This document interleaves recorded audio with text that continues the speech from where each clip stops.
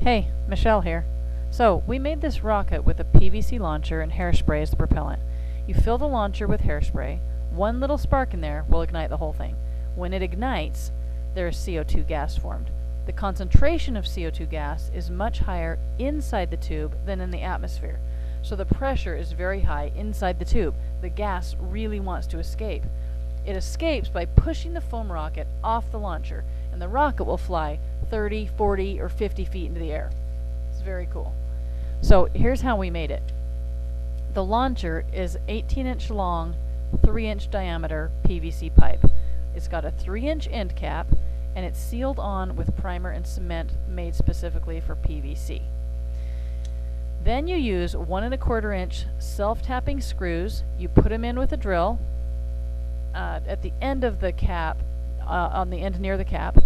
Then you're going to make sure that when you put the screws in, they end up about a 1/2 inch apart inside the tube, and that's where the spark is going to arc between the two screws.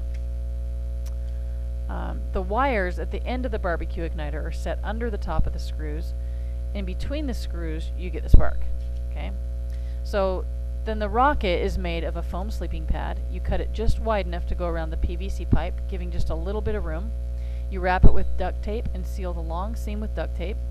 The fins are more foam, and they are cut at a 45-degree angle. It's not important to get them exactly the same or exactly perfect. You hot glue them onto the rocket body. When you attach them, do it in sort of a gyre shape, angled, not straight up and down. That way, they'll make the rocket spin, which makes it go straight into the air. The nose of the rocket is a 2-liter pop bottle cut in half. You fit it over the top of the foam, leave the cap end on, and you're using the cap end. Then you're going to duct tape the pop bottle to the foam rocket. And finally, to fire it, you're going to spray hairspray down into the tube. We used the cheapo stuff. It works the best. It's got the highest alcohol content. We used Aquanet.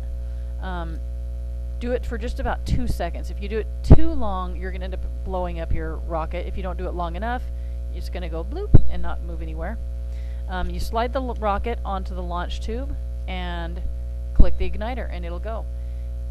And finally, here at the end, you can see some pictures we took at night. We attached a little blue light to our rocket, and you can't see the rocket, but you can see the little blue light go, and you can see the flame come out the end, which is very cool. Thanks for listening. This is Michelle. See ya.